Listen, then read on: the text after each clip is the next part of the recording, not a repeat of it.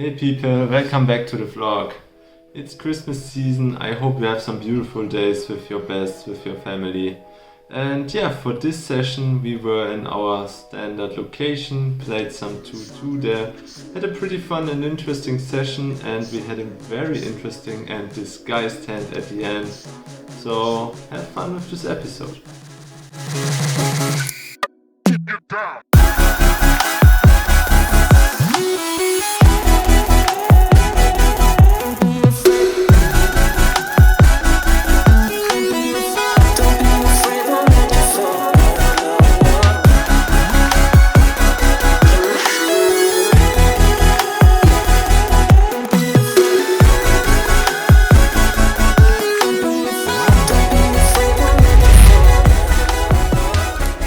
A disguised monster.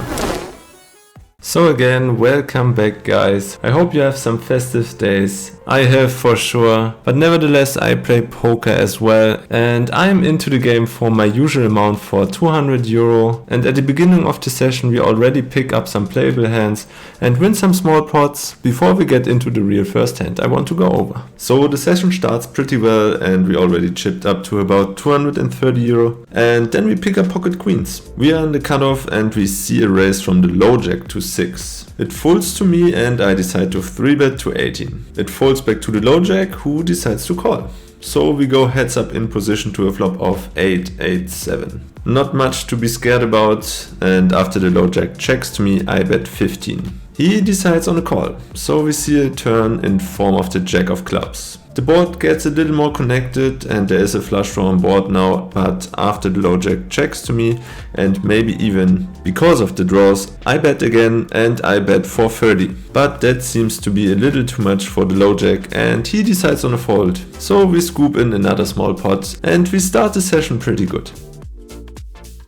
In this hand I'm in the big blind with pocket 9s. We see a raise from under the gun to 6. It folds to the small blind, who is a very aggressive player, who decides to 3-bet to 22. A few moments after a 3-bet, I recognize the under the gun player already has the calling chips in hand, and because of that I'm pretty sure he will not 4-bet here, and that's the reason I cold call the 3-bet, have position of the pre-flop 3-better. And in fact that's what happened. The under the gun player calls as well and we go 3 ways to a flop. The flop comes queen 7-6 with 2 hearts. The small blind checks, I decide to check and the under the gun player checks as well. We see a safe card on the turn in form of the 4 of diamonds. The small blind checks again, and here I think I have to bet for protection. My hand is probably good most of the time here and I bet 37. The under the gun player folds immediately and the small blind reluctantly fold as well. So we scoop this one uncontested. Pretty nice. The next hand is an interesting one where I could probably play a little better, but see yourself. The €4 under the gun straddle is on and I'm in the low jack with king queen of diamonds. It folds to me and I raise to 13. The small blind, the big blind and of course the under the gun straddle call. We see a good flop of king 3 deuce with 2 hearts. All 3 players check to me and I decide to bet 27. The small blind calls, the big blind calls, but at least under the gun gets out of the way. We see a relatively safe river in form of the 7 of clubs. The small blind checks, but now the big blind decides to lead. He leads for €27. Already at this moment it seems kinda suspicious and kinda weak to me, and I really wanted to raise in this spot, but ultimately decide just to call. And I guess that's a pretty big mistake here. He can do this with flush draws or maybe a lower king to set his own price and get to a cheap river, and that's a thing I need to avoid. I think I have to be more aggressive here, but as played I just call and of course the small blind calls as well. We see an unfortunate river in form of the 8 of hearts. So the flush draw gets there and the small blind checks, and yeah, now the big blind bets 82. With 1 player behind me and the flush get there on the river, I fold. And to my surprise the small blind calls. I'm not really sure what the big blind had in this hand, but the small blind shows 7-5 of hearts for the rivered flush, and I guess the big blind had 2 pair or a weak king, I'm not sure. I really don't know, but what's important for me to keep that in mind, that I have to play more aggressive when I see such suspicious and weak bets on the turn. But let's go on to the next one. To make things a little better again, we look down at pocket aces in the next hand. I'm in the low jack and we see a raise from the under the gun +2 player to 7. I definitely 3-bet here, I 3-bet to 21 and it folds to the cutoff who cold calls. That sets a good price for the under the gun +2 player and he calls as well, so we go 3-ways to a flop of king 7 deuce with 2 hearts. Pretty safe and good flop for us, and after +2 checks to me I bet 30, but unfortunately both opponents fold. In the next one we pick up another premium in form of ace king of diamonds. We see a limp from the +1 player and I'm next to act and I raise to 10. Only the low jack cut off and button behind me call. The small blind now decides to squeeze. He squeezes to 70. At least I thought he squeezes to 70, but actually if you look close in the video footage he just raises to 40. Pretty small squeeze in my opinion, especially he's out of position, but as I thought he squeezes to 70. I only have about 260 euro total, so I see a good opportunity to jam the rest of my stack in, because the small blind is a pretty aggressive player who could squeeze here a little wider just because of all the dead money in the pot. So as said, I jam all in. Surprisingly, the low jack behind me goes all in for his remaining 135. All other players fold and also the small blind who squeezed folds his hand and we see a run out, no more action. The board runs out king, queen, 8, the turn brings an 8, the river brings a jack. Not really sure where I'm at, but I show my ace king and we are good. So the fact that I misheard the raise to 70 instead of originally 40 wins us some money. I'm not sure if I would jam 260 if the squeeze was only 40 euro, but at least I would put in the 4-bet as well, but I'm not sure if I go all in here. Anyway, we scoop, we good, on to the next one. The table is pretty fun and chill this time. We had some good conversations, some good laughs. There's a lot of straddling and some fun plays around, and in the next hand I wanted to straddle, but unfortunately the cards were already dealt. So I decide to blind call under the gun and it folds to the hijack who raises to 10. The button calls and it folds to me and I have 10-9 offsuit. Pretty good hand for a blind call, so I decide to call as well and we see a flop 3 ways. The dealer puts out a queen, 8 and a 5 with 2 diamonds. I decide to check, the hijack checks and the button now bets 13. I could raise here sometimes, I could fold here sometimes, but I also could call here sometimes and that's what I do. I call and the hijack gets out of the way.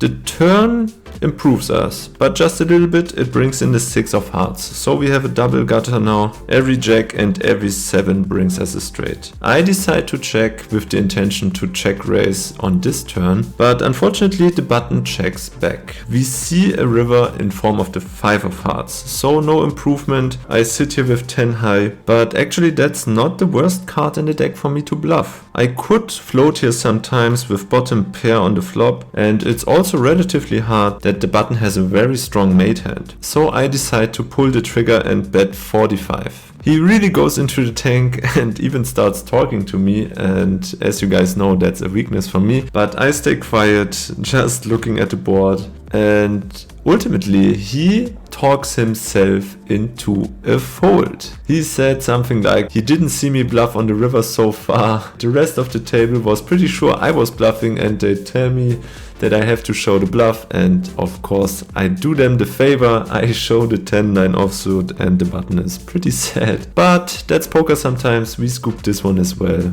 Very nice. Did you guys heard of winning tilt? I guess the next hand is an example of that. I'm under the gun +1 with king jack offsuit and I raise to 7. The button, the small blind and the big blind decide to call, so we go 4 ways to a flop of 10, 6, 3 with 2 clubs. The blinds check to me and here I decide to check. This board should definitely favor their ranges than it should mine. And the button now decides to bet 13. The small blind calls, the big blind folds, and I decide to float here with my backdoor draws and my 2 overcards. So we see a turn 3 ways now, and it brings in the queen of clubs. Perfect card for us. We improve to all our backdoor draws, and the small blind checks. I check. Also here with the intention to check raise, but unfortunately the button now decides to check back. So we see a 3 river, and it brings in no help for us. It brings in the 4 of diamonds. Complete brick for us. The small blind checks again, and here I take a stab at it, even though my line doesn't make too much sense, but I think that's the only way I can take down this pot here. I bet 40, and I think 40 is not enough for the size of the pot here. And of course the button calls, the small blind gets out of the way, and yeah, I show King Jack for the bluff, and the button shows Queen Jack offsuit. So we lose this one, but after that hand I got down to earth, and immediately I'm more focused now. And which hand gets you even more focused? Of course, pocket aces. So we have pocket aces in this one. I'm in the hijack, and the under the gun straddle for 4 is on. The +1 player limps, and it folds to me, and I raise to 20.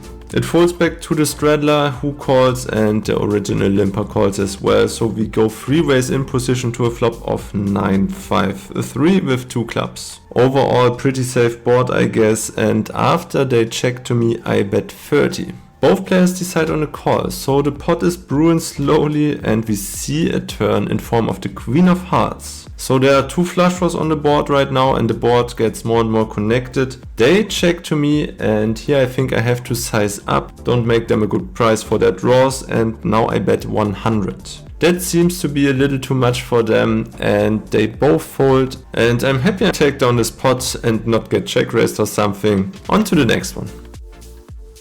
Unfortunately, there's just one more hand I want to go over, or I can go over. As I mentioned at the beginning of the vlog, the table was pretty fun, pretty chill, good conversations, good laughs, but in fact that was negative for my note taking. And yeah, I noticed when I edited the last vlogs and this one, I get a lot of premiums. And I know I'm on a little heater right now. I'm just enjoying the good ride right now. I know that can change pretty quickly, but I don't play premiums all the time. You will see this in this hand. I am under the gun with 5-3 of clubs. I decide to raise to 7. It folds to the cutoff, who 3 bets to 20. The button decides to cold call. That gives the small blind a good price, who calls as well. The big blind folds, and I'm next to act, and I get a very good price, even though I only have 5 high.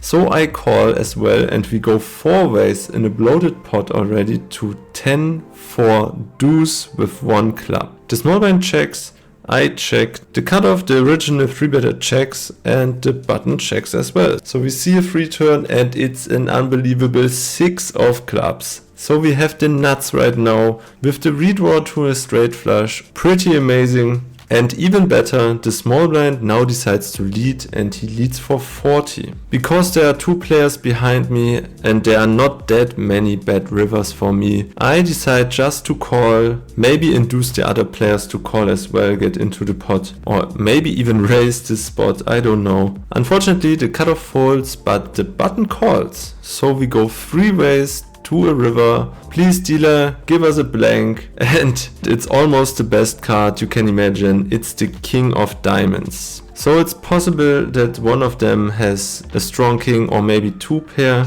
And even better news, the small blind leads again, the small blind bets again for 105. I definitely have to raise here, the question is how much. I have about 375 total, and the small blind covers me. At first I thought about min raising to about 250, and in hindsight I think that could be the better play, but in this situation I go for all of it. I jam for 375 total, the button gets out of the way immediately, and the small blind really goes into the tank. He considers his options for like 5 minutes for sure, and he said something like, "You can't imagine where I'm at, I have such a strong hand, only a set beat me." And yeah, I'm thinking, huh, only a set? My hand is so disguised that my opponent doesn't see the possible straight on the board, and after 5 minutes he decides on a fold. Unfortunately, he folds his hand. He doesn't show, but later told me he had king 4 of clubs. Whew. So we dodged a bullet there if that's correct. Any club would make him the better hand, but the river was pretty fortunate. He got 2 pair and we scoop in the last very nice pot. After this hand we also played some PLO and I lost something back there. But as I said, I didn't take notes anymore. And yeah, that's it for this episode. Let's go on to the session update. So, short session update. It was a fun session. It was a fun table this time. It was pretty much smooth sailing again for me. Not that many tough spots. We had some drinks, we had some good talks at the end. We played some PLO. I didn't take that many notes, unfortunately, but I hope it will not affect this vlog too much. But anyway, I was into the game for 200 euro and out for the game for 520 euro. So it makes a profit of 320 euro. Feels good. 3rd win in a row. Let's hope we can continue like this and see you next time, guys. Goodbye.